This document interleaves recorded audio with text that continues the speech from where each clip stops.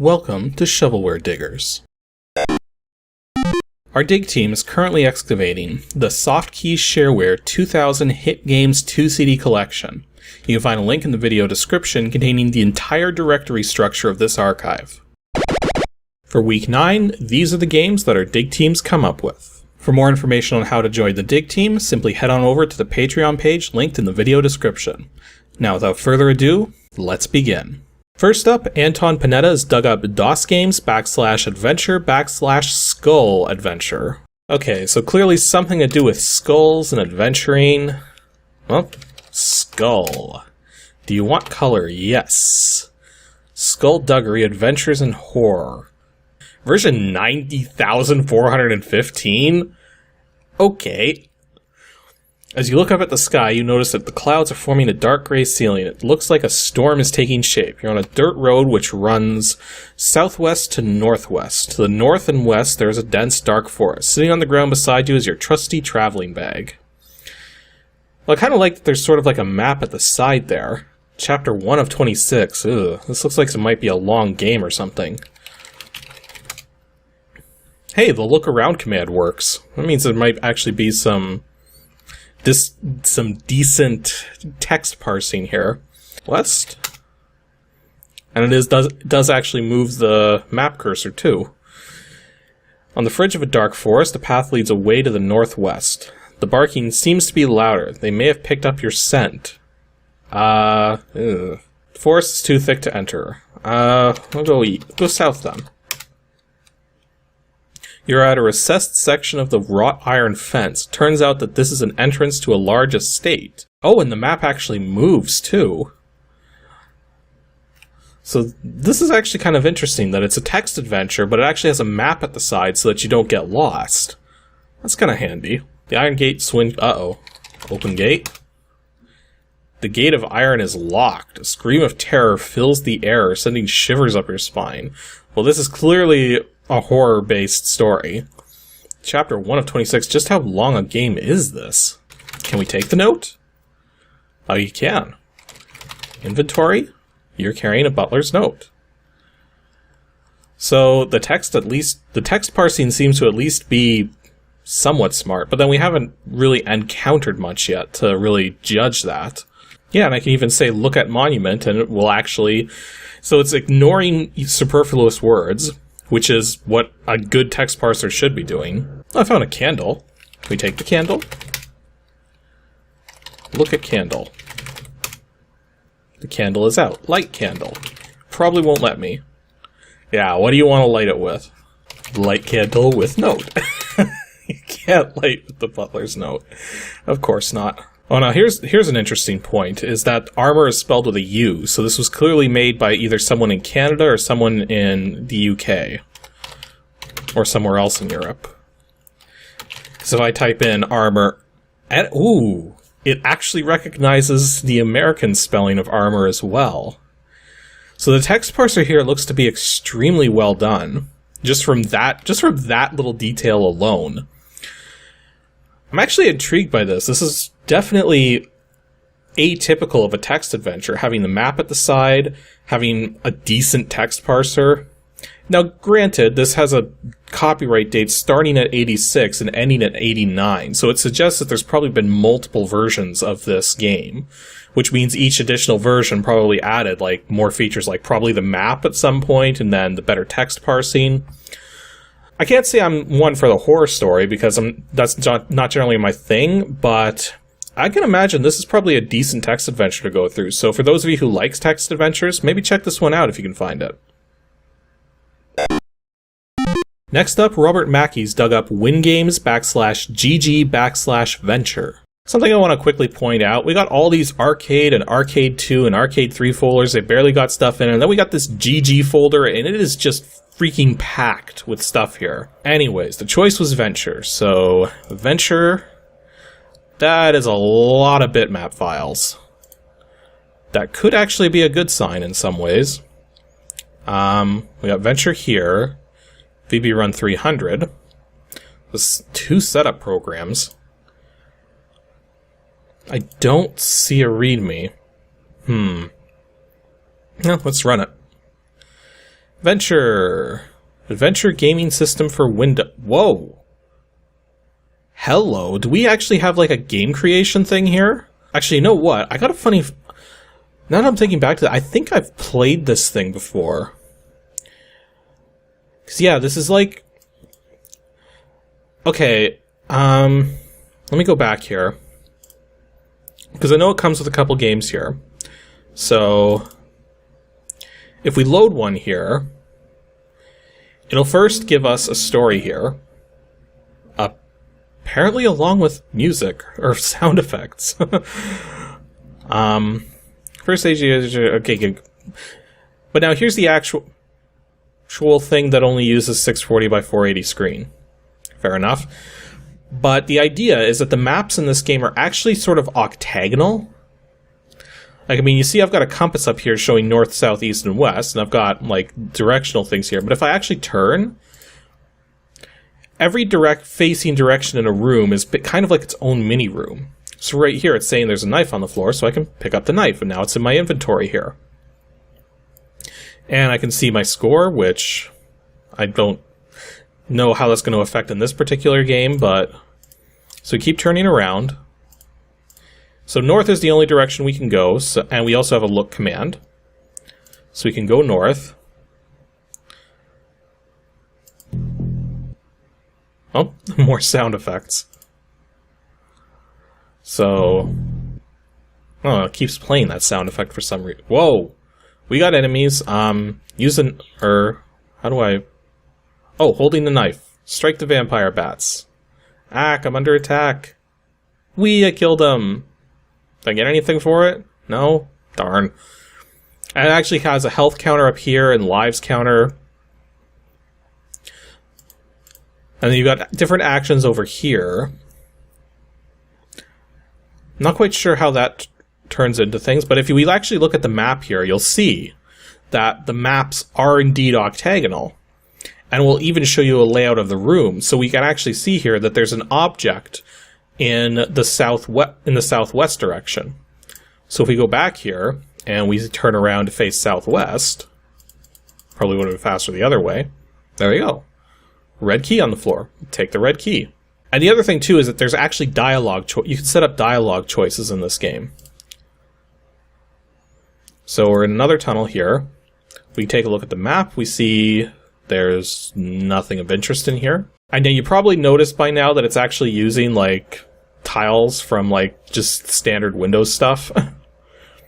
So you could actually apply whatever tiles you want to the walls, but not to the floor or ceiling. Oh wow. This is an 8-way room here. So far not really too... Whoa. You're in the wizard's lab. Many evil experiments have been performed in here. And there's a creature in here. An angry wizard glares at you. Let's talk to him. No one is allowed in my lab. So here we go with the dialogue choices here. I'm sorry I didn't know where I was. I'm searching for treasure buddy, so stay out of the way. I heard you had the finest lab, so I had to come to see it. I'll go with this one. Oh, so you like my lab. I get very few visitors. Gee, I wonder why. What brings you to Makalu Lab in the first place? I am searching for treasure, but only with your permission. I am an explorer. I travel the world searching for adventure. Plenty of adventure in Makalu. Good luck. So that was a nice guy. About to exit venture. Go to design game. If we actually open this thing. So we got the game title, game intro, game 1 text. And there's various win conditions. You can set lives, the restart room. And yeah, the rooms are based on numbers. So if we actually go to room layout, so you can actually make some pretty big maps with this thing. So if we customize the room, we can actually change what is on each of the different directions. So here we actually got the creature here. We can actually select our creature. And we can define new creatures. So there's a lot of stuff to this. One thing I remember, though, that is extremely annoying with this is that you not only have to define your bitmaps, but because of the way Windows actually draws bitmaps to the screen, you have to define your mask as well, which determines which parts of the bitmap are drawn and which aren't. And I remember that was a huge deal breaker for me when I was learning how to use this thing, in that having to do artwork twice to make any games with this. Here's the thing though, this is actually the Shareware version, and in the Shareware version, you're not able to save the designs. Or I think you might be able to, but there's a limit to how big it can be. But this is actually a pretty advanced program. It'd be interesting to see if the full game is actually still available from anywhere. It was originally done by Richard Foley, who's clearly in the US. And it was originally selling the registered version for $25. So $19.94 for $25 for a game creation system that lets you make adventure games with a surprising amount of depth in 1994 in Windows 3.1. This was actually something that I think should have gotten more attention than it did, because the only way I knew about this was in this thing here. Like, I mean, if somebody knows, like, just how advanced or how popular this was, let me know.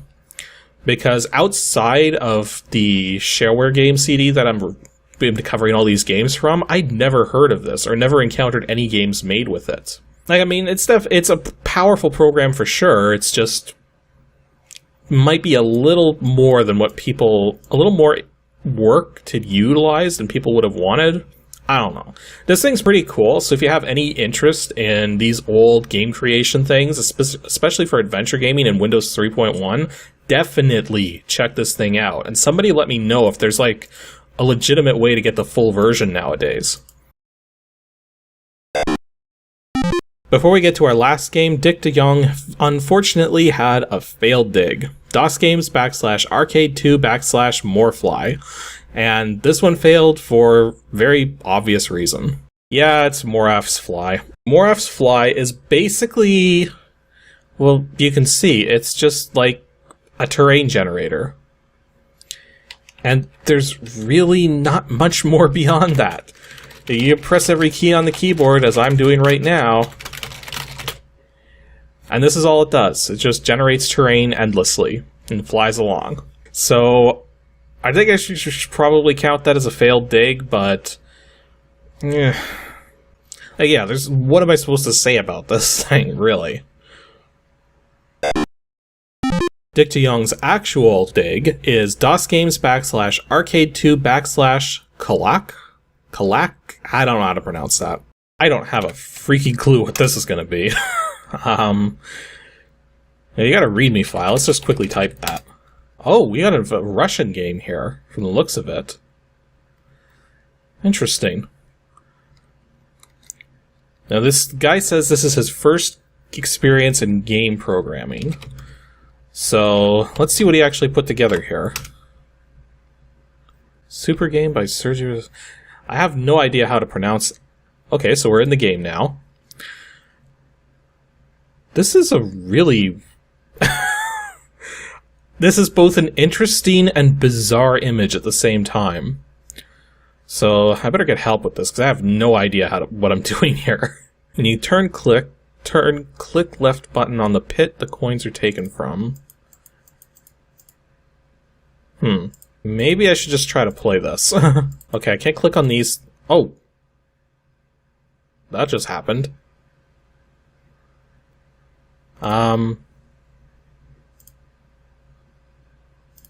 I have no idea what I'm doing. I'm just clicking on these numbers. This is clearly a lot more complicated than it looks. Like, I mean, am I winning? Am I losing?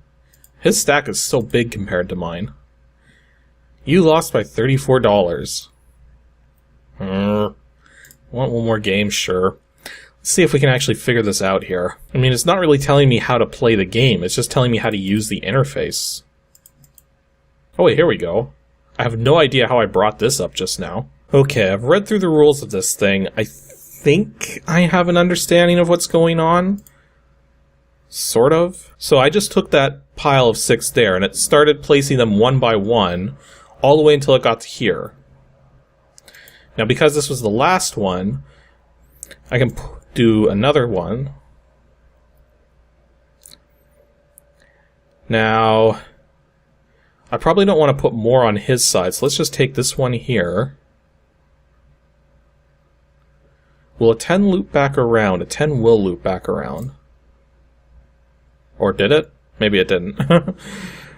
So it's a little tricky because you have to sort of count how things are going to go around. Like, there's everything goes counterclockwise, and there's a total of 14 spots that things can land on. So if I click on this 12, one coin is going to get distributed to all the spots up to here. And then there's some kind of chain effect thing which goes on, which I'm not quite certain how that's working. Yeah, this game has some very weird rules to it. Even after reading the instructions, I'm really not sure how to play this. Here's the interesting thing when it comes to games like this, is that I can play pretty much any game once I know the rules to it, but how the rules are explained to me will greatly determine how well I play the game. A great example of this is a card game based on that, what was it? There's that game that they play in the Harry Potter series where they're on the brooms and they have that thing that's flying around. They made a card game out of that back when the movies were really freaking popular. And one of my friend's siblings had that game. And she tried to explain it to me, and I was just so confused. And in fact, everybody she was trying to explain this to in the room were just completely confused by it. So I was like, okay, give me the instructions. I sit down, I read through the instructions for like 5 minutes, and I'm like, okay, let's play this. And then we had a game where I actually knew what I was doing, and I won the game. So it really does depend on how the instructions are being explained to you. And this is a game where the instructions were explained in such a way where I didn't get it. But if someone were to actually sit down with me and tell me how this game is supposed to work, I probably would understand it better. Like, I mean, if they were actually stepping me through and everything. So I imagine this would be fun for somebody who actually understands the rules. But for me, I don't know what's going on, so this is definitely not my thing.